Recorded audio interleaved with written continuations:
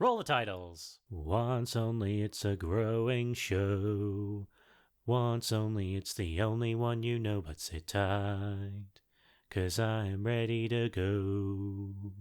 Come with me as I learn to make it, and we'll see wherever we will take it, making stuff up as we go along.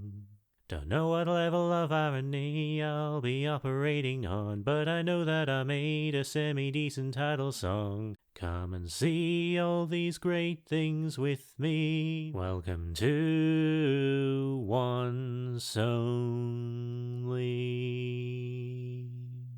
Hello, I'm AntiVector, and this video is the result of a failure.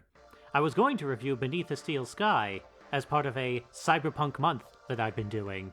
But that video will never see the light of day now, because this video was written, recorded, animated, edited, rendered, and published within 12 hours. Can you tell? I completely brought this upon myself. I wait until the very last day to get things done.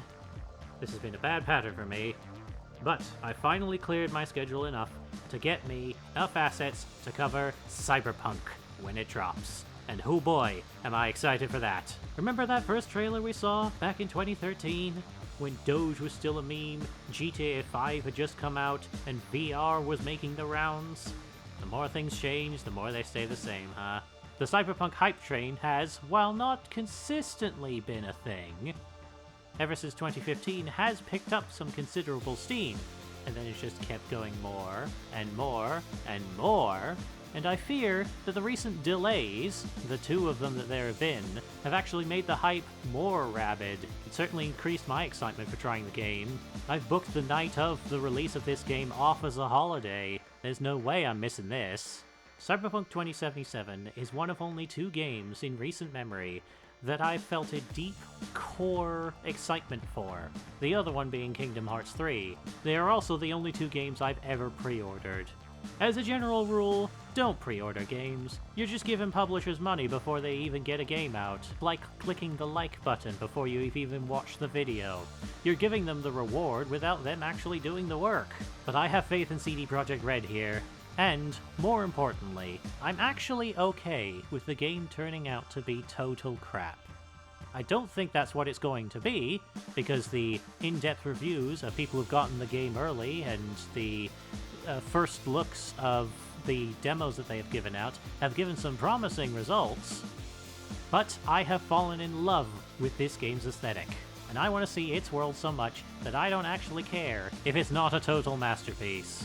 We've gotten to the point now where a 9 out of 10 on the game could legitimately be cause for concern for people. 6 days, man. 6 days away.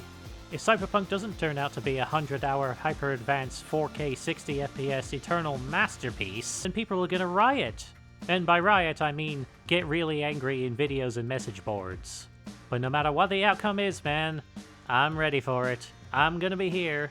I'm gonna cover it in just 6 more days. But despite everything I've just said, I wouldn't get your hopes up too high. That's all I'm really making this video to say in the first place. Get hype.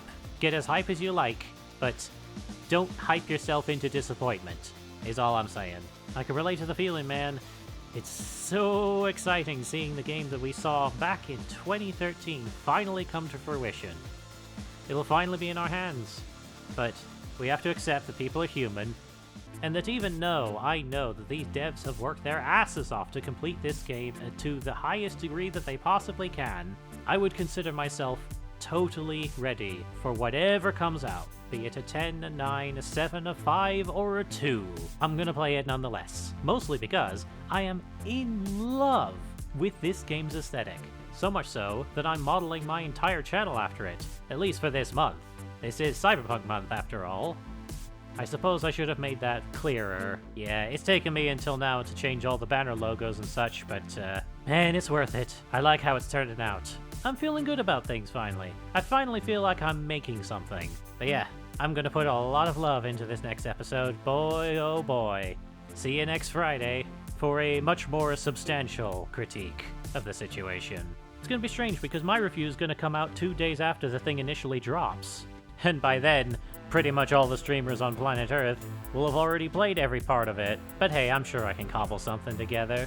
Oh, who am I kidding? This will be the most work I've ever put into any episode of Once Only, and it'll all be worth it. Cyberpunk month isn't working out entirely the way I'd hoped, but I'm on a good path, I think, and I'm gonna keep going. While I may not have checklisted off everything I wanted to get done, I think in the end, I'm gonna make something that's worthwhile. And remember, Cyberpunk will only be a disappointment if you allow it to be one. If you compare it to the game you have in your head right now. Because that game cannot exist. Cyberpunk 2077 has to manifest a golden robotic arm that will reach out for your screen and give you a nice big high five. And the color scheme, oh, I love this combination of colors. With the yellow, the cyan, and the purples, oh my god, that's so sexy. It's a game that has hundreds of hours of deeply engaging content, excellent graphics, excellent gameplay, excellent story, excellent everything. And while I'm confident that Cyberpunk itself will excel in at least one of those aspects and do very good in the others, I still think that people might have gotten their hopes up a little bit too high. Now that's not to say anyone can't get excited, but all I'm really putting out there is to just pull the brakes a little bit. But I can understand the feeling, man.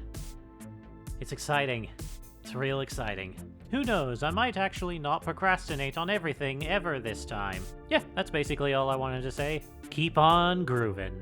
Do do do do do ba da ba.